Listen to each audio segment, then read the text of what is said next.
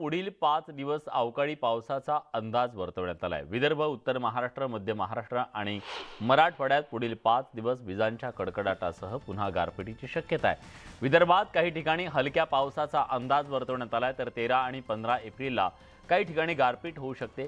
राज्यात मार्च पासून तिसऱ्यांदा अवकाळी पाऊस आणि गारपिटीमुळे शेतकऱ्यांची अवस्था बिकट झाली आहे। अहोरात्र मेहनत करून हाताच्या फोडासारखं ज्या पिकांना जपलं, त्या अवकाळी पाऊस आणि गारपिटीनं हातातोंडाशी आलेला घास हिरावला जातोय, त्यामुळे शेतकरी अडचणीत सापडतोय।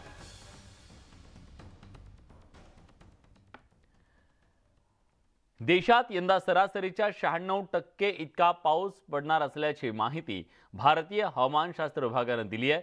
देशात यंदा सामान्य पाऊस राहणार असून मान्सूनचा पहिला अंदाज जाहीर करण्यात आलाय। 870 मिलीमीटर पाऊस म्हणजे सरासरीच्या 96% पाऊस होणार असून महाराष्ट्रात सरासरीपेक्षा कमी पाऊस राहील अशी शक्यता हवामान विभागाने वर्तवली आहे।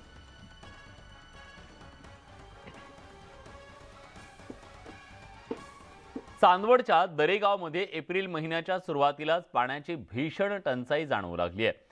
न्यूज 18 लोकमतनं चांदवडच्या टंचाईची दाहकता सगळ्यांच्या समोर आणली।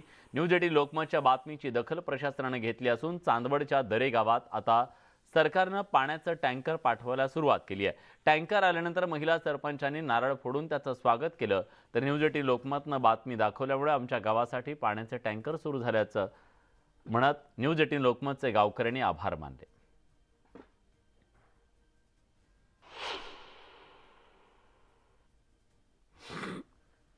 त्यामुळे दररोज 3 टँकर येणार असल्याने गावातील पिण्याच्या पाण्याचा प्रश्न बऱ्याच अंशी म्हणजे जवळजवळ पिण्याचा तरी सुटणार आहे। आणि याच्यात